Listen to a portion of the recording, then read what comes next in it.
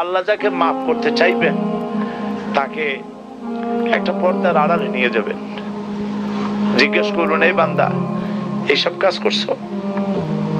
এখন আল্লাহ জিজ্ঞেস করতেছেন, সে তো ভয়তে অস্থির হয়ে যাবে, কেন্দ্রে পাগল হয়ে যাবে, আল্লাহ করে ফেলছি, আমার মাফ করে দাও। আল্লাহ পাক তার জবানের সমস্ত পাপের কথা শুনে সে যখন অনুতপ্ত হয়ে কাঁদতে থাকবে, আল্লাহ বলবেন, যা মাফ করে দিলাম, জান্নাতে চলে যা। এইটা হচ্ছে হিসাবে ইয়াসির। আল্লাহুম্মা হাসিবনি হিসাবান ইয়াসিরা। কাবা শরীফ মানুষ যখন তাওয়াফ করে, এই তাওয়াফের ষষ্ঠ তাওয়াফে একটা দোয়া আছে। এই দোয়া আমি যখনই পড়ি আমি চোখের পানি রাখতে পারি না। ষষ্ঠ চক্কর একটি দোয়া আছে, দোয়াটা হচ্ছে, আল্লাহুম্মা ইন্না আলাইয়া হুকুকান কাসীরান ফীমা বাইনি ওয়া বাইনাক। আয় আমার রব, তোমার সাথে আর আমার সাথে অনেক দেনা পাওনা আছে, আর তোমার বান্দাদের সাথেও আমার অনেক দেনা পাওনা আছে।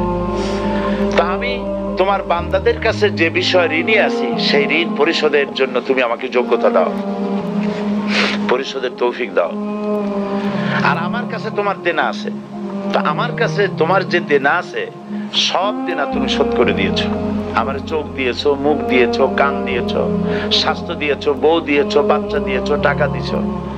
আমার কাছে সৃষ্টি করে তোমার যা দেনা ছিল তুমি সব তো শোধ করে দিয়েছো, কিন্তু তোমার দেনা তো আমি কিছুই শোধ করতে পারি। তোমার দেনা আমার শোধ করার একটা পথ আছে মাবুদ, সেই পথটা হলো তুমি আমার মাফ করে দাও।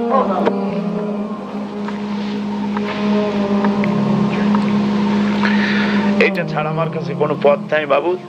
তুমি যদি কিয়ামতের দিন আমাকে প্রশ্ন করো যে যৌবন কাটাইছো কোন পথে, আমি তো জবাব দেওয়ার পথ রাখি নাই। আমি তো আমার যৌবনকে নষ্ট করে ফেলেছি। তুমি যদি প্রশ্ন করো টাকা পয়সা কামাই করেছো কোন পথে, আমি তার জবাব দেওয়ার পথ রাখি নাই। যদি প্রশ্ন করো কোন পথে খরচ করেছো, আমি সেটারও পথ রাখি নাই, নষ্ট করে ফেলেছি। তুমি আমাকে ক্ষমা করে দাও। সেই জন্য আল্লাহর কাছে দোয়া করতে হবে, রব্বানা আতিনা ফিদ দুনিয়া হাসানাতান ওয়া ফিল আখিরাতি হাসানা ওয়া কিনা আযাবান নার ওয়া আদখিলনাল জান্নাতা মাআল আবরার ওয়া আদখিলনাল জান্নাতা বিগাইরি হিসাব। আল্লাহ, তোমার নেককার বান্দাদের সাথে আমাকে জান্নাত দিও, আর তুমি দয়া করে কিয়ামতে আমার কোনো হিসাব নিও না। ক্যারাম বোর্ড খেলা নিশ্চয়ই দেখেছেন অনেকে। আর ভাই কইতে লজ্জা কি, আমিও তো খেলছি ছোটবেলায় ক্যারাম বোর্ড খেলা। এটা কি কোনো গুনাহ নাকি? আমিও খেলছি। ক্যারাম বোর্ড খেলাটা কি? বোর্ডের উপরে কতগুলি এরকমের গুটি থাকে, একটা থাকে লাল, ঠিক না? এখন বোর্ডের উপরে এই গুটিটা আমি মারতেছি, সামনে আর একটা গুটি, কিন্তু সামনের গুটিটা আমার মূল টার্গেট না। এই গুটিকে ওটাকে হিট করবে, সে ধাক্কা খাইয়া মারবে লালটাকে, লালটা পড়ে যাবে পকেটে।